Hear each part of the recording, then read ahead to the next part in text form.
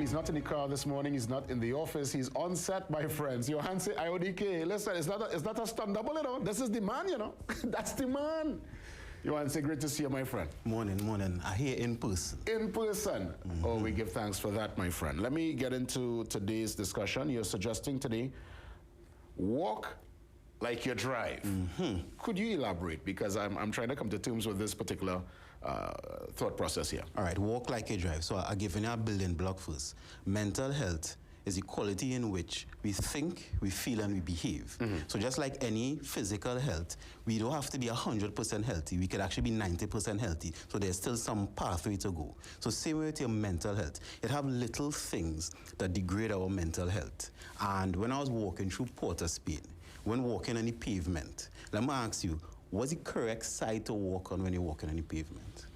I kind of walk close more to the building. I try not to walk to the edge. So I walk more to the left, I guess. To the left? To the left. That's something if you're coming this way. Yeah, I try to walk more to a building. I do try to walk close to the roadside. Right. Yeah. Now, I ask that question because since I was a child, when we walking in town, we kind of always bounce off each other. We're not sure where to walk and where to go. Now, I using that walk like you drive. When we're driving on the road, we drive on the left side of the road. So everybody knows left side no matter what.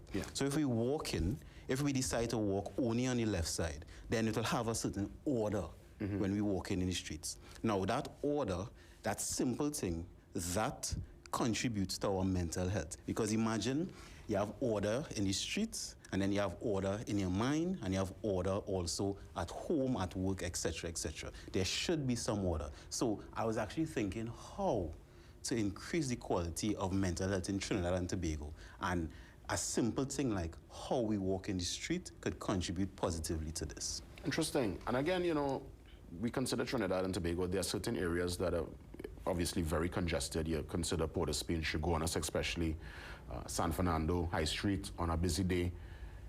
It could get a bit pacey. So I would imagine, yes, going out there, being part of that massive crowd, moving, it could impact. I never really analyzed that it could impact your day, just being out there. Yeah, it's the little things, you know, little things. So imagine you leave home, you're in traffic, right? You park your car and you're walking through town and it's the same traffic. By the time you reach to work, you're not even in the state of mind to work, or at least you're in less prepared.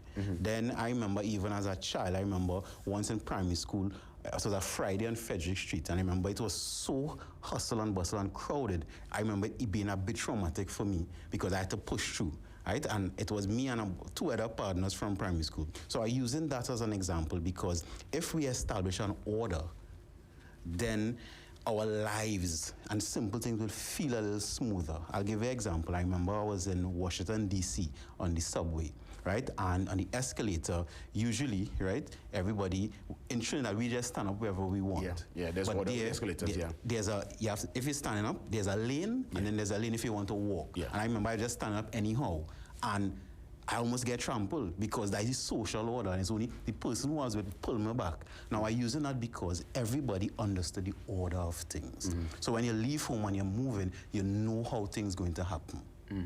And go ahead. No, I was just going to say, because again, we in the Caribbean, I guess, you know, the Caribbean bounce, the relaxed atmosphere sometimes would feed and sell that particular disorder because look how simple is to like standing in a queue, standing in a line. That's a total abomination if you break a line outside, you know. People lift their voice. England, USA, but we cut the line all the time. A man will come to the front, the boss, or you'll make contact. Or I just want change on the pump. Yeah, and these are things where people sometimes stay quiet. They stay mute, because again, because Trinidad is becoming so volatile, you don't want to raise your voice. Next thing, it could escalate. So a lot of times people just stay quiet and they just find ways, I think, you want to say, in this Trinidad and Tobago society in 2023 to work and maneuver the madness, you know. Now, in doing that, does it cause short-term or long-term mental health issues? Both. Because even though we have the laissez-faire attitude, that's fine, you know.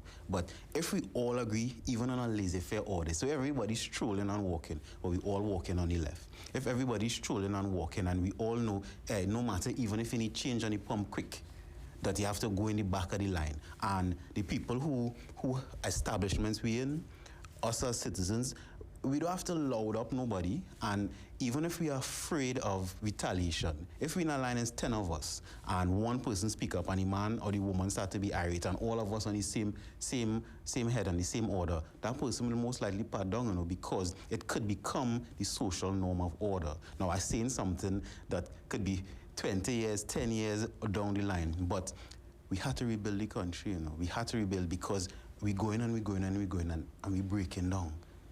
Yeah, because again, as we wrap things up, it seems to me that wrong is right and right is wrong. And people in Trinidad now are very cautious, very nervous, very, I guess, measured as to what they express and where they express it. Now, it has some Trinbagonians, as you know, you want to do business. If they don't like service, they lighten up the bank, they lighten up immigration officers, police, they will lift their voice. But there are many others, like myself, I would kind of hold my tongue, and I wonder sometimes if, because I'd be upset at things I see and things I witness, I want to really put in a commentary now, but I'll just take it down. Is that me protecting my sanity and mental health?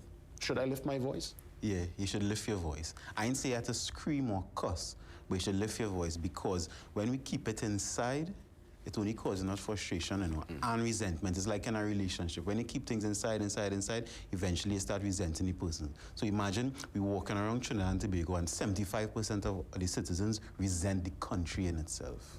Johan, I'll give you the closing remarks. Walk like we drive. Establish some sort of order in your life so that you don't make it complicated. Because even though life is not easy, it's really not that hard. Thank you for listening. And thank you indeed for being here on set this morning. Johan Ayodike, Behavioral Change Specialist for our Mental Health Matters Thursday. God spare we do it again next week. Let's get ready for more information this time around after the break. We touch base with the Ansa McCall construction sector. Yes, their team stepping in to give us intimate details. Stand by.